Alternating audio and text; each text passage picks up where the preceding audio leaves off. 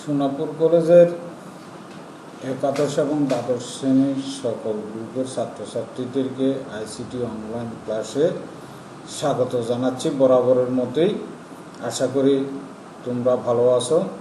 আজকে আমি সেই চতুর্থ অধ্যায় নিয়ে গত ক্লাসে আলোচনা করছিলাম HTML ট্যাগ নিয়ে। আজকেও সেই HTML ট্যাগ, তবে HTML এর একটা লিস্ট ট্যাগ নিয়ে আজকে আলোচনা করব। ইম্পর্টেন্ট একটা ট্যাগ, এটা বিভিন্নভাবে পরীক্ষা থাকে। তা আশা করি তোমরা যুক্ত থাকবে এবং জিনিসটা ভালোভাবে দেখবে। এই লক্ষ্যে আমি একটা কন্টেন্ট, পাওয়ার পয়েন্ট কন্টেন্ট উপস্থাপন করব, তোমরা যুক্ত থাকবে। এখন একটু লক্ষ্য করো,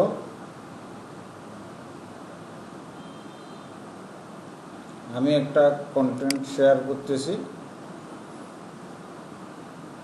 প্রিয় ছাত্রছাত্রীবৃন্দ, এখন একটু দেখো, তোমাদেরকে ওয়েলকাম জানাচ্ছি আজকের ক্লাসে।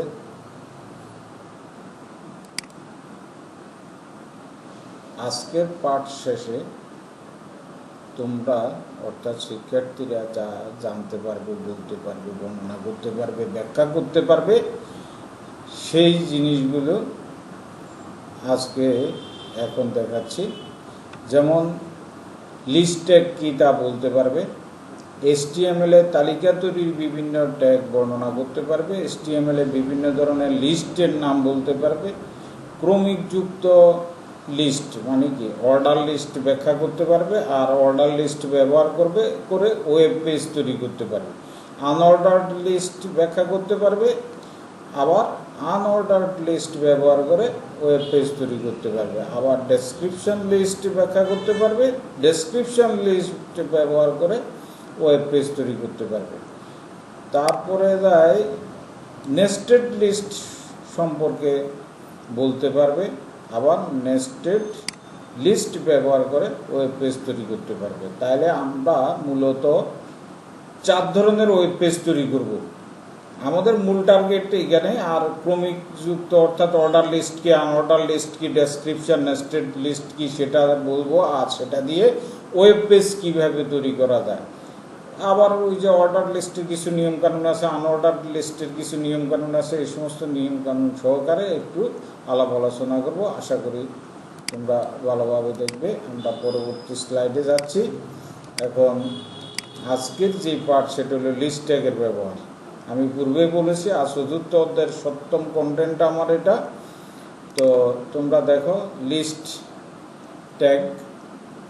তাহলে অনেক সময় বিভিন্ন তথ্য তালিকা বা লিস্ট আকারে প্রকাশ করার প্রয়োজন হয়। ওয়েব পেজে কোনো কন্টেন্টকে সুন্দরভাবে লিস্ট আকারে সাজানোর জন্য যে ট্যাগ ব্যবহার করা হয় তাকে লিস্ট ট্যাগ বলা হয়। তাহলে এটা বোঝা গেছে যে আমরা বিভিন্ন সময়ে একটা তালিকা করি, আবার সেই তালিকাকে যদি এখানে সাজানোর প্রয়োজন হয় সেখানে একটা ট্যাগ ব্যবহার করতে হয়, এটা লিস্ট ট্যাগ বলে, আর এটাকে এলআই দ্বারা প্রকাশ করা হয়। এই কথাটা এখানে বলা হয়েছে। পরবর্তীতে আমরা দেখব HTML এ তালিকা তৈরির বিভিন্ন ট্যাগ। কেমন? তাহলে HTML এ তালিকা তৈরির ট্যাগগুলির নাম ও ব্যবহার নিম্নে আলোচনা করা হলো। এখানে 3 ধরনের ট্যাগ ব্যবহার করে, একটা এলআই, একটা ওএল, একটা ইউএল। এলআই মানে লিস্ট, এটা কিছুক্ষণ আগে বলছি, আর ওএল মানে অর্ডার্ড লিস্ট, আর ইউএল মানে আনঅর্ডার্ড লিস্ট। তাহলে এখানে অর্ডার লিস্ট তৈরি করতে ব্যবহার করা হয়, আর আনঅর্ডার লিস্ট তৈরি করতে ব্যবহার করা হয় ওএল আর ইউএল। এলআই সম্পর্কে পূর্বে বলেছি যে লিস্ট আকারে প্রদর্শন করার জন্য ব্যবহার করা হয়। কেমন? তাহলে এই জিনিসগুলি আলোচনা করলাম। এখন দেখো নতুন জিনিস আসে, HTML এর লিস্টের ধরন, অর্থাৎ কয় ধরনের লিস্ট আছে। তাহলে মূলত 3 ধরনের। ক্রমিকযুক্ত লিস্ট মানে অর্ডার্ড লিস্ট, ক্রমিকবিহীন লিস্ট মানে আনঅর্ডার্ড লিস্ট, আর বর্ণনামূলক লিস্ট মানে ডেসক্রিপশন লিস্ট। আর তাছাড়া নেস্টেড লিস্ট নামে আর এক প্রকারের লিস্ট ব্যবহার লক্ষ্য করা যায়। যেমন মূলত 3টেই। এটা একটার সাথে যদি একটার ভিতরে যদি আরেকটা লিস্ট ব্যবহার করে তাহলে সেটা হলো মূলত নেস্টেড লিস্ট। এরকম একটা লিস্টের ব্যবহার আছে। এখন ক্রমিকযুক্ত লিস্ট যখন কোনো তথ্যকে পর্যায়ক্রমিকভাবে সাজিয়ে উপস্থাপন করা হয় এবং প্রতিটি লাইনের শুরুতে ক্রমিক সংখ্যা থাকে, তাকে ক্রমিকযুক্ত লিস্ট বলে। তবে এখানে ক্রমিক সংখ্যা বলতে যেমন এখানে 1 2 3, তাহলে আবার যদি রোমান সংখ্যা থাকে সেটা স্মল লেটার ক্যাপিটাল লেটার হতে পারে। আবার এখানে যদিও সংখ্যা লেখছে কিন্তু সেখানে বর্ণ হতে পারে, যেমন ABC স্মল লেটার এবং ক্যাপিটাল লেটার এরকমভাবে যদি থাকে তাহলে কেমন সেটা হলো ক্রমিকযুক্ত। এখানে ক্রমিক সংখ্যা বুঝাইছে, এখানে মূলত ওই যে নিউমারিক সেরকম না, মানে ক্রমিক সংখ্যা, এরপরে বির পরে সি এরকম ক্রমিক থাকলে হলো সেটা পর্যায়ক্রমিকভাবে সাজিয়ে উপস্থাপন করা। আর এখানে কিছু নিয়মকানুন আছে যে ক্রমিকযুক্ত লিস্ট এখানে বা অর্ডার লিস্ট তৈরি করার জন্য well opening well closing tag ব্যবহার করা হয়। এই ওয়েল ট্যাগের মধ্যে আবার এলআই ব্যবহার করে। আর লিস্ট আইটেমগুলির ডিফল্ট নাম্বার 1 2 3 হিসাবে ব্যবহৃত হয়। মানে আমরা যদি কোনো না দিই, যেমন অ্যাট্রিবিউট না ব্যবহার করি ডিফল্ট হিসাবে 1 2 3 আসবে। আমরা যদি নির্দিষ্টভাবে উল্লেখ না করি যে এটা ABC অথবা 1 2 3 এরকম যদি উল্লেখ না করি, মানে রোমানের 1 2 3, তাহলে ডিফল্ট হিসাবে 1 2 3 থাকবে। আর এটিকে নাম্বারড লিস্টও বলা হয়। তারপরে ওয়েল ট্যাগের অ্যাট্রিবিউট দুইটা, একটা টাইপ একটা স্টার্ট, এগুলি মনে রাখার বিষয় প্রত্যেকটা, এই কারণে এইভাবে দেওয়া হয়েছে। আর অ্যাট্রিবিউট লেখার সিনট্যাক্স হলো প্রথমে ট্যাগ থাকবে, তারপরে অ্যাট্রিবিউট নেম থাকবে, তারপরে ভ্যালু থাকবে। যেমন ট্যাগ হিসেবে আমরা ওয়েল ব্যবহার করলাম, আর অ্যাট্রিবিউট নেম যে দুইটা অ্যাট্রিবিউট করছে ধরি টাইপ ব্যবহার করবো, তাহলে টাইপ ভ্যালু কি, যেমন 1, কেমন, তাহলে লিস্টে কীভাবে আসবে 1 2 3 এইভাবে আসবে। এইভাবে অর্ডার লিস্টে সুনির্দিষ্ট কোনো সংখ্যা থেকে ক্রমিক নম্বর শুরু করার জন্য স্টার্ট অ্যাট্রিবিউট ব্যবহার করা। যেমন আমরা 50 থেকে শুরু করব, তাহলে সেই সময় আমরা স্টার্ট ব্যবহার করব। কিন্তু যখন 1 থেকে শুরু করা হয় তখন তো এটা আর ব্যবহার করা হয় না, মানে স্টার্টার ব্যবহার করে না, তখন টাইপ ব্যবহার করে। তাহলে এই জিনিসটা অর্থাৎ অর্ডার লিস্ট ব্যবহার করে আমরা এখন প্রোগ্রাম দেখব। যেমন এখানে কফি টি মিল্ককে রোমান সংখ্যা তালিকার মাধ্যমে ব্রাউজারে প্রদর্শনের জন্য, কেমন, তাহলে কফি টি মিল্ক এটা 3টা আইটেম আছে, আর এটাকে কিসে প্রকাশ করব, রোমান সংখ্যা তালিকার মাধ্যমে ব্রাউজারে প্রদর্শনের জন্য একটি ওয়েব পেজ তৈরি করা অথবা HTML প্রোগ্রাম তৈরি করা। তাহলে এরকম একটা প্রোগ্রাম তৈরি করা হয়েছে, আর এই প্রোগ্রামের রেজাল্ট হলো এটা, আউটপুট হলো এটা। যেমন রোমান অক্ষর দ্বারা প্রকাশ করছে 1 কফি, 2 টি, 3 মিল্ক। তাহলে এই প্রোগ্রামটা বরাবরের মধ্যে এখানে মূলত এই যে ওয়েল টাইপ, তাহলে আমি বলছি অ্যাট্রিবিউট যখন ব্যবহার করে ট্যাগ থাকবে, অ্যাট্রিবিউট থাকবে, আর ভ্যালু থাকবে, এইভাবে এখানে প্রকাশ করছি। আর ওয়েল দ্বারা শেষ করছে। আর লিস্ট কয়টা, 3টা, এই কারণে 3টা আসছে, এলাই দিয়ে শেষ, এইভাবে 3টা।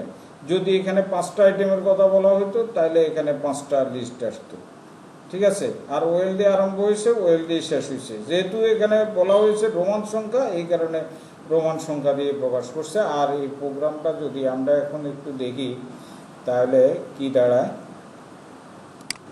আমরা প্রথম নোটপ্যাডে যাব,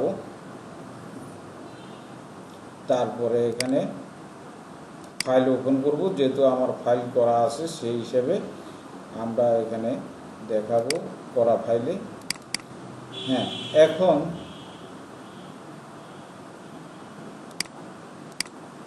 এখন অর্ডার লিস্ট দেখাবো। প্রথমে আমি নোটপ্যাডে প্রোগ্রামটা কীভাবে লাগে আমি সেভাবে দেখাই। এই যে আমরা এতক্ষণ যে এই প্রোগ্রামটা দেখলাম, এই যে ওয়েল থেকে আরম্ভ করে, ঠিক আছে, এই পর্যন্ত আমরা এই 3টা লিস্ট, আর লিস্ট 3টে হলো এটা, আর উপরে ওয়েল নিচে ওয়েল, তাহলে আর এখানে ট্রিবিউট ব্যবহার করা হয়েছে এইভাবে। এখন আমরা যদি এই প্রোগ্রামটারে রান করি দেখি, তাহলে আমরা পাবো এই যে, এখন এটারে বড় করে দেখলে এই যে 1 কপি 2 টি 3 মিল এইভাবে। তাহলে আমরা এখন এই প্রোগ্রাম গেল, আমরা আবার পরেরটাতে আসি।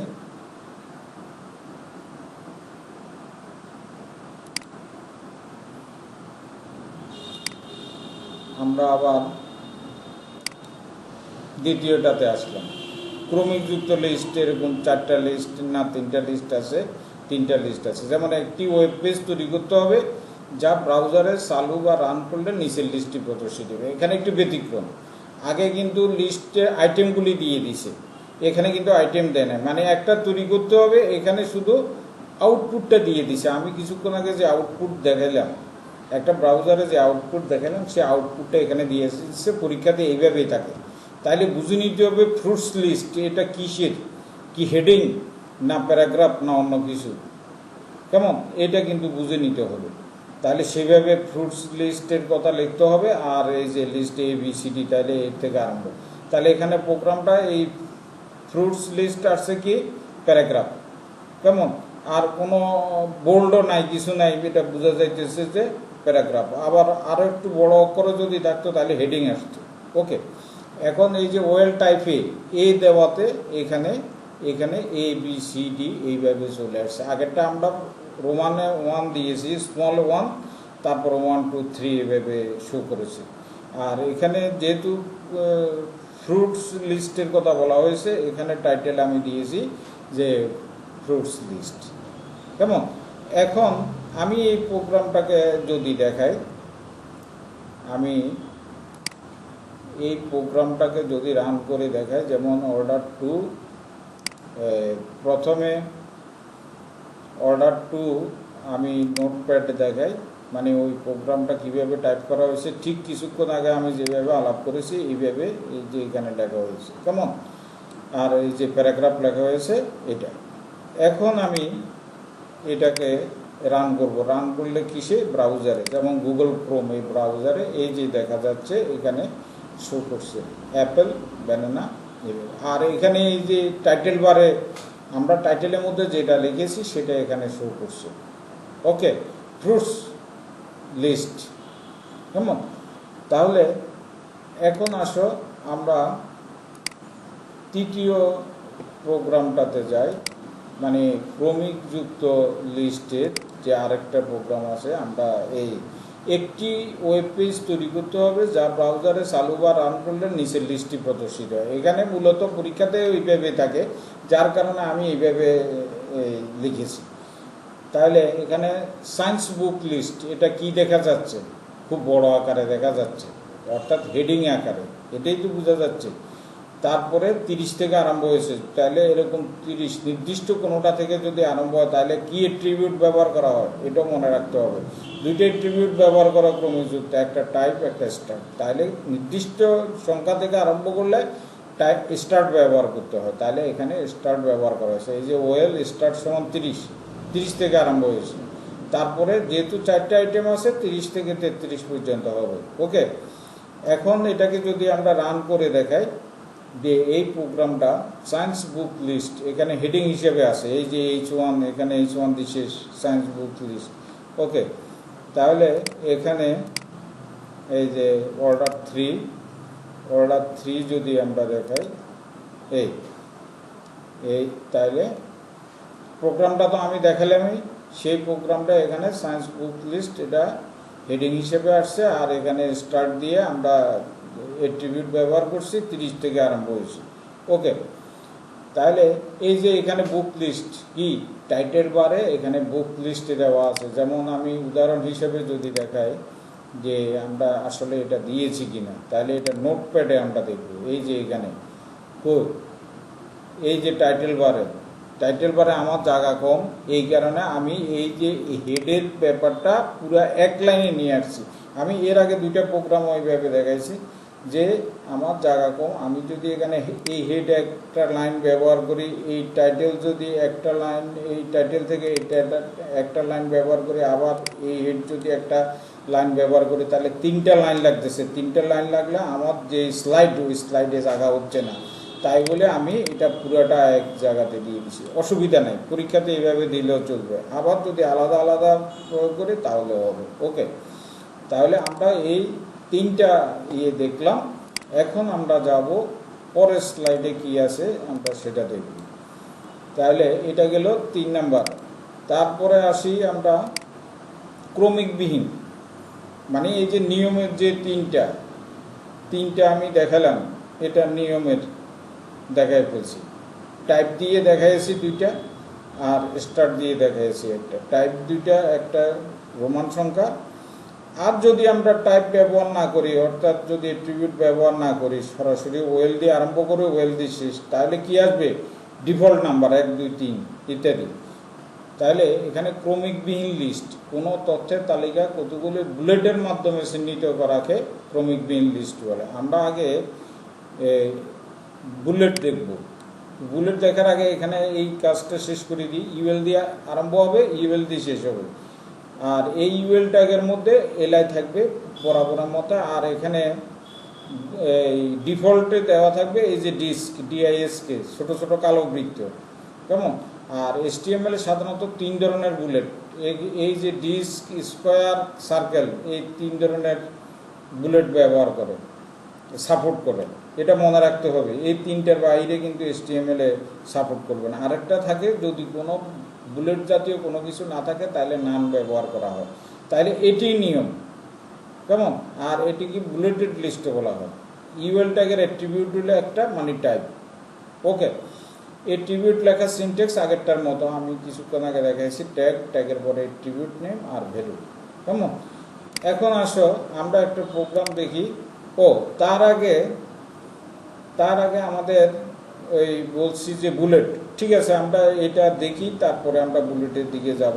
যেমন এখানে দেখো, একটি ওয়েব পেজ তৈরি করতে হবে যা ব্রাউজারে চালু বা রান করলে নিচের লিস্টটি প্রদর্শিত হবে। এখানে দেখো কি আসছে, সায়েন্স বুক লিস্ট। আগেরটা ছিল সংখ্যা, রোমান বর্ণ দিয়ে ABCD, আবার 1 2 3 দিয়ে এরকম ছিল। এখানে কিন্তু সেরকম না।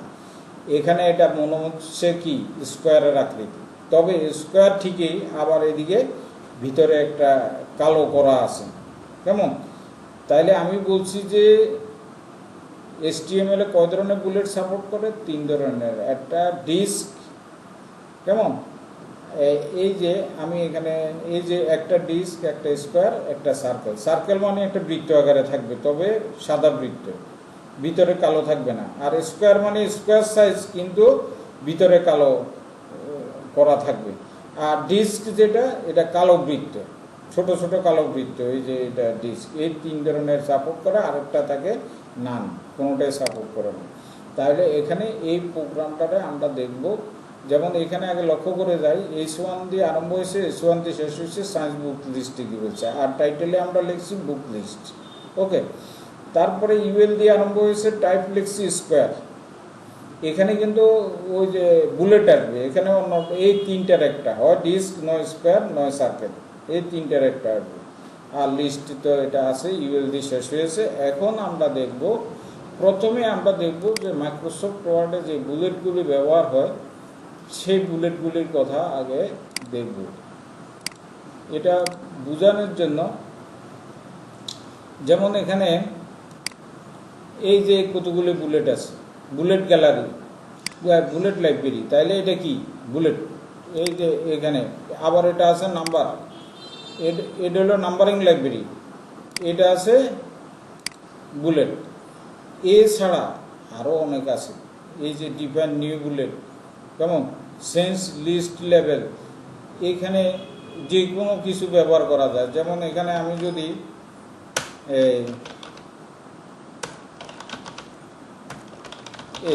এখানে 3টা লাইন আছে, আমি এখানে একটা বুলেট ব্যবহার করছি।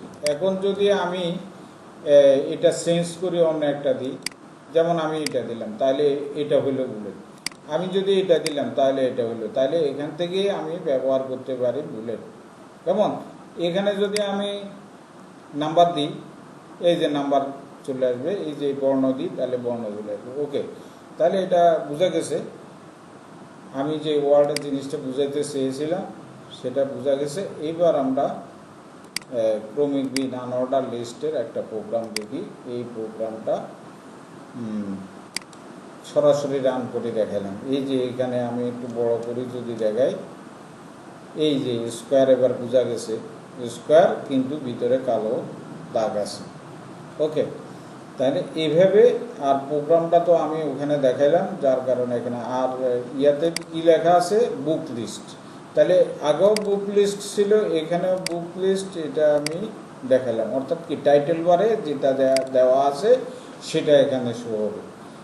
ওকে, এখন আসি আমরা পরের প্রোগ্রামটাতে যাই। আনঅর্ডার লিস্ট আরও আছে, যেমন একটা ওয়েব পেজ তৈরি করতে হবে যা ব্রাউজারে চালু বা রান করলে নিচের লিস্টটি প্রদর্শিত হবে। তাহলে এখানে কি দি 4 ডিভিশনস অফ বাংলাদেশ, আর 4টে ডিভিশনের কথা বলা আছে।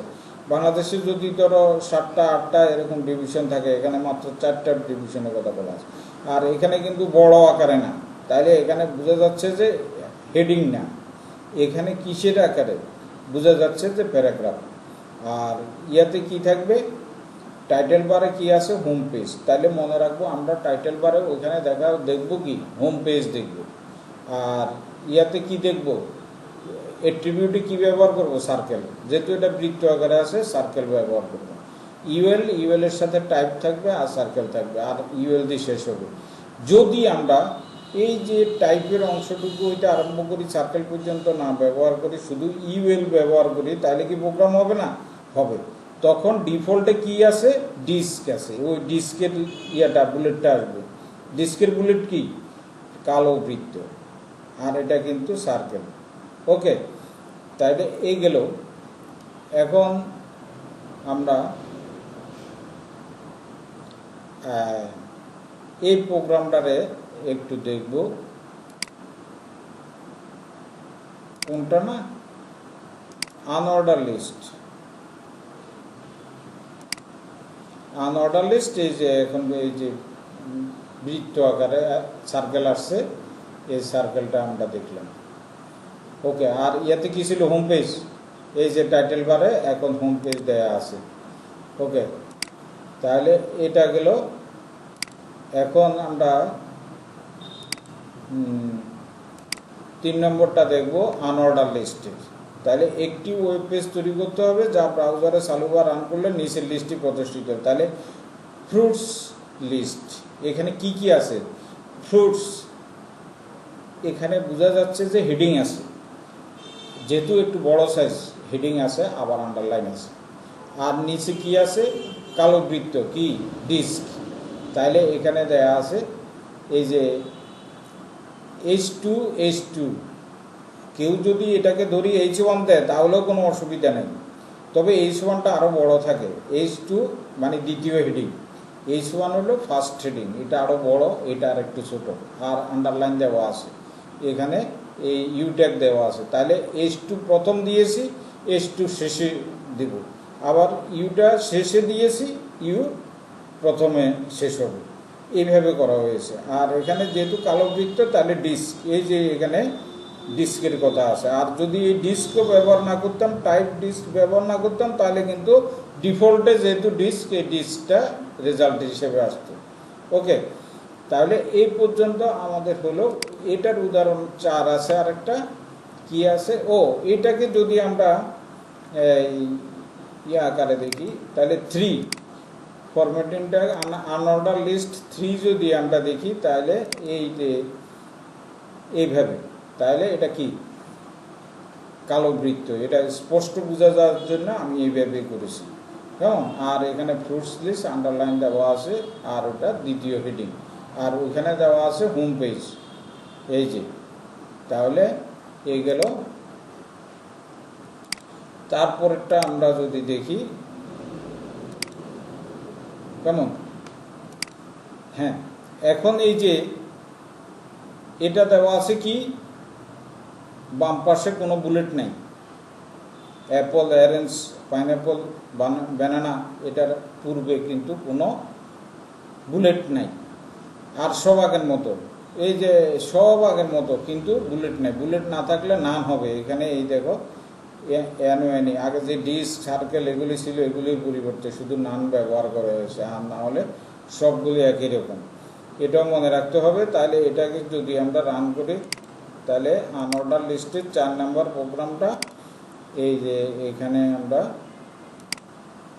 হ্যাঁ, তাহলে এটা কিন্তু নান।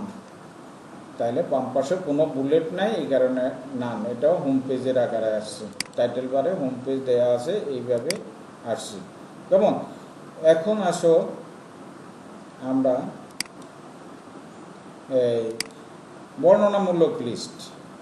বর্ণনামূলক লিস্ট হলো লিস্টের কোনো আইটেমের যখন বর্ণনার প্রয়োজন হয়, লিস্টের একটা আইটেম যদি বুক হয়, তাহলে এই বুকের বর্ণনা দিতে হবে এটা কোন জায়গার বুক। যদি একটা কলমের বর্ণনা দিতে হয়, যে একটা ফ্যান, একটা কোন ধরনের কলম, কি মার্কার পেন না এই জেল পেন না অন্য কিছু এগুলি, তাহলে আইটেম হলো ফ্যান, তাহলে এটার বর্ণনা হলো যে জেল পেন, মার্কার পেন এগুলি। আর বুক হলো আইটেম, কোন ধরনের বুক, এনসিটিভি, কেমন, অথবা অন্য কিছু, এরকম যদি থাকে তাহলে বর্ণনামূলক লিস্ট। এই লিস্টে কোনো বুলেট প্রদর্শিত হয় না, বা নম্বর। এই লিস্টের আরেক নাম গ্লোসাল লিস্ট। এই লিস্ট দুই অংশে বিভক্ত থাকে, একটা হলো টার্ম বা আইটেমের বিষয়কে বোঝায়, আর একটা হলো টার্মের বর্ণনা বোঝায়। এখানে কি কি ট্যাগ ব্যবহার করা হয় এটা কিন্তু এখানে বর্ণনা করা হয়েছে। ঠিক আছে, প্রথমে ডিএল মানে ডেসক্রিপশন লিস্ট, এটাকে আবার ডেফিনিশন লিস্টে বলে। তাহলে ডিএল দিয়ে আরম্ভ, ডিএল দিয়ে শেষ, কিন্তু ডিএল এর ভিতরে ডিটি থাকে, মানে ডেসক্রিপশন টার্ম। কেমন, এখানে লেখা আছে যে ডেসক্রিপশন টার্ম ডিটি। আর এই ডিডি মানে ডাটা ডেসক্রিপশন অথবা ডেফিনিশন ডেসক্রিপশন, এইভাবে যেটাই হোক। তাহলে ডিটি এবং ডিডি এবং ডিএল এই 3 ধরনের ট্যাগ ব্যবহার করা হয়, এটাও মনে রাখতে হবে। তাহলে আমরা পরে স্লাইডে যাই, একটা প্রোগ্রাম দেখি। একটা প্রোগ্রামে করা আছে, যেমন এখানে এই যে এটা রান করলে ওয়েব পেজ এইভাবে থাকবে। বুক, কিসের book? NCTB approved. Pen, gel and marker. Pencil, 2B and 3B। তাহলে এখানে আইটেম কোনটা? বুক, পেন, পেন্সিল। আর বর্ণনা কোনটা? এনসিটিভি, জেল, 2B, 3B, এই জিনিসটা এখানে। আর এই ডেসক্রিপশন লিস্ট, এখানে বোঝা যায় গেছে হেডিং, কিন্তু হেডিংটা ছোট, তাহলে আমরা সেকেন্ড হেডিং দিতাম। তুমি যদি ইচ্ছা করলে থার্ড হেডিং দাও, কোনো সমস্যা নেই।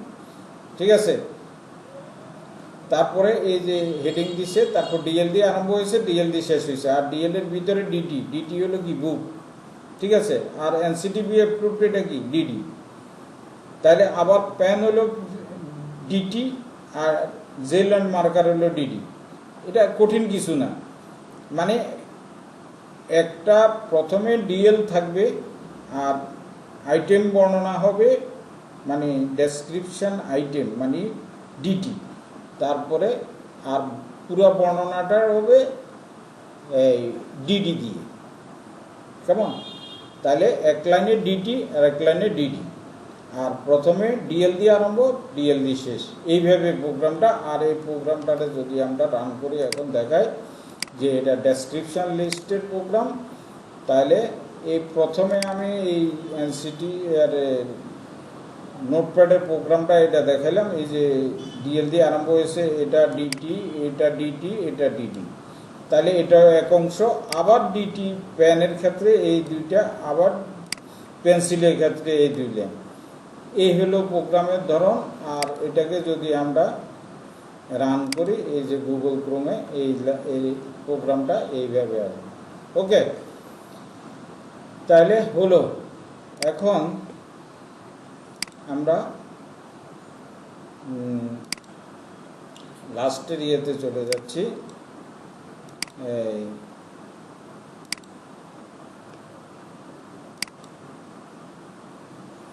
এখানে উদাহরণ 4 না, মূলত এখানে বর্ণনামূলক লিস্টে এখানে মূলত 1 নাম্বার। কেমন? এটা মূলত 1 নাম্বারে একটা প্রোগ্রামে এটা দেওয়া আছে, ওখান থেকে হয়তো কপি করা ছিল এই লেখাটা, এই কারণে এখানে 4 শো হয়েছে। ওকে, কেমন? তাহলে এই গেল বর্ণনামূলক লিস্ট। আমরা এখন পরেরটা দেখব, নেস্টেড লিস্ট। এই যে নেস্টেড লিস্ট কি, একটা লিস্টের মধ্যে যদি অনেকটা লিস্ট ব্যবহার করা হয় তখন তাকে নেস্টেড লিস্ট বলে। অর্ডার লিস্ট, আনঅর্ডার লিস্ট সহ একত্রে নেস্টেড লিস্ট তৈরি হয়। এখানে ওএল ইউএল এলআই ট্যাগ ব্যবহার করে নেস্টেড লিস্ট তৈরি করা হয়। তাহলে নেস্টেড লিস্টে এখানে জায়গা একটু বেশি লাগতেছে, এই কারণে প্রোগ্রামটা এভাবে হয়ে গেছে। আর এখানে একটু প্রবলেম হয়ে গেছে কি, সরি, এই নেস্টেড লিস্টের এটা প্রোগ্রাম কিন্তু একটাই, ওই কপি করা ছিল, এই কারণে এইভাবে হয়ে গেছে। কেমন?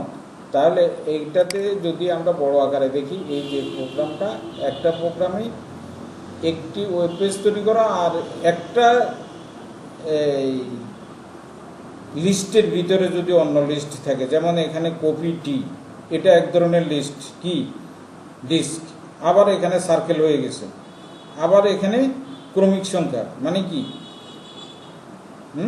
1 2 3, কেমন? আবার এখানে আবার স্কোয়ার হয়ে গেছে। তাহলে এক লিস্টের ভিতরে আরেক লিস্টে যদি ব্যবহার করা হয় তখন তাকে নেস্টেড লিস্ট বলে। তাহলে এই প্রোগ্রামটা এইভাবে করা হয়েছে, কিন্তু প্রথমে এই যে ওয়েল দিয়ে আরম্ভ হয়েছে, ওয়েল দিয়ে এই দুইটার জন্য ওয়েল দিয়ে আবার শেষ হয়ে গেছে, ঠিক আছে? ইউএল দিয়ে আরম্ভ হয়েছে, ইউএল দিয়ে শেষ হয়েছে। আর এখানে ইউএলে আমরা কি করছি, এখানে যদি তুমি টাইপ ডিস্ক দাও তাহলে হবে। আর আমি যে বলছি যে ডিফল্টের ডিস্ক হলে, ডিফল্টের ডিস্ক, এই ডিস্ক আছে, যদি ইউএল এর সাথে আমরা অ্যাট্রিবিউট ব্যবহার না করি তাহলে ডিফল্টের ডিস্কটা দেখাবে, এই যে ডিফল্টের ডিস্ক দেখাচ্ছে, যার কারণে এখানে ইউএল এর টাইপ অ্যাট্রিবিউট ব্যবহার করা হয়নি। ওকে, এটা তোমাদেরকে বোঝানোর জন্য এই কাজটা করা হয়েছে। আবার এই ক্ষেত্রে সার্কেল ব্যবহার করা হয়েছে, এই ক্ষেত্রে আমরা ওই যে ডিফল্টের ব্যাপারটা, এখানেও ডিফল্ট, আমি আগে ডিফল্টেরটা দেখাই নাই, এখানে ইউএল এ ডিফল্টে দেখানো হয়েছে, ওএল এরও ডিফল্ট দেখানো হয়েছে। যদি আমরা এখানে অ্যাট্রিবিউট ব্যবহার না করি তাহলে 1 2 আসবে, 1 2 3 এইভাবে আসবে, কেমন? আর অ্যাট্রিবিউট ব্যবহার করলে নির্দিষ্টটা আসবে। আচ্ছা, তারপরে লাস্টে এটা হলো কি স্কোয়ার, তাহলে ইউএল টাইপ সমান স্কোয়ার, এরকমভাবে এই প্রোগ্রামটা করা আছে। ওকে, তাহলে এই প্রোগ্রামটারে যদি আমরা রান করে দেখাই, এটা হলো নেস্টেড লিস্টের একটা প্রোগ্রাম। এই যে নেস্টেড লিস্টের প্রোগ্রামটা আমরা রান করে দেখাই, কেমন? তাহলে তাহলে কপি, এটা হলো ডিস্ক। এই ক্ষেত্রে আমরা করছি কি, এই ক্ষেত্রে আমরা ডিফল্টে যেটা ছিল সেটা আমরা অ্যাট্রিবিউট ব্যবহার করি না, আবার আমরা এখানেও কিন্তু অ্যাট্রিবিউট ব্যবহার করি না, এখানে করেছি অ্যাট্রিবিউট, এখানে করেছি অ্যাট্রিবিউট। ওকে, আর নেস্টেড লিস্ট সেভাবে লিখেছি হেডিং দিয়ে, কেমন? আর তাহলে এখন আমরা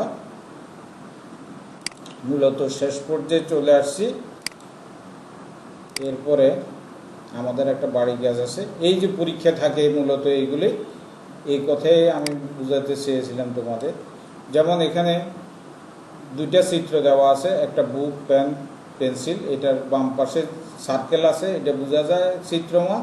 আর এখানে C++, জাভা, ফরট্রান, এটাতে কি আছে, এটা কিছু কোনো বুলেট নেই, নাম্বারও নেই নাকি, তাহলে এটা নান হবে, আর এদিকে সার্কেল হবে। এখন অ্যাট্রিবিউট কি, ওয়েব ব্রাউজার ও সার্চ ইঞ্জিন এক নয় ব্যাখ্যা করো, এগুলি আগে বোঝানো হয়েছে।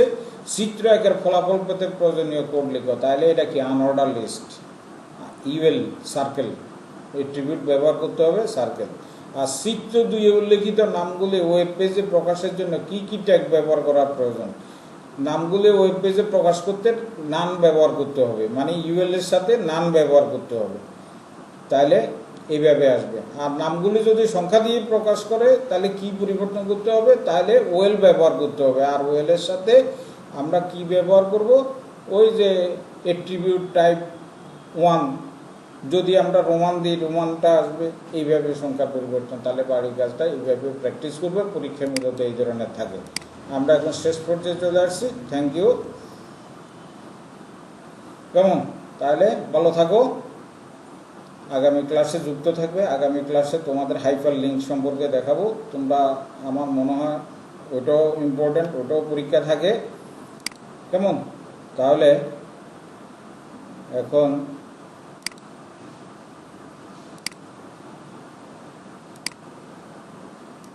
আমরা মূলত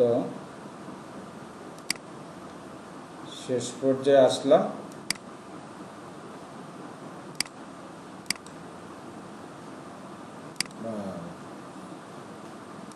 হ্যাঁ,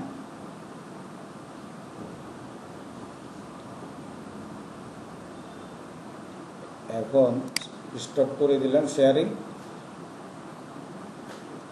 আবারও সবাইকে ধন্যবাদ জানিয়ে আজকের ক্লাসটি এখানে শেষ করলাম।